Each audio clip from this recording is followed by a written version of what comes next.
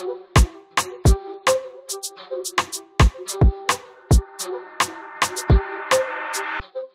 name is Naeem Biviji, and this is my wife Bethan Rayner, and together we run Studio Propolis, a manufacturing company in Nairobi.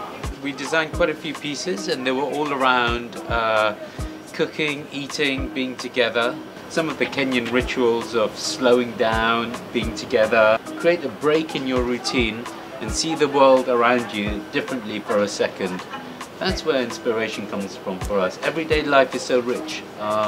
We also get a lot of inspiration when we work in the workshop ourselves, and you know, as you make something, things change, and you know, an idea from one project can transfer to another one.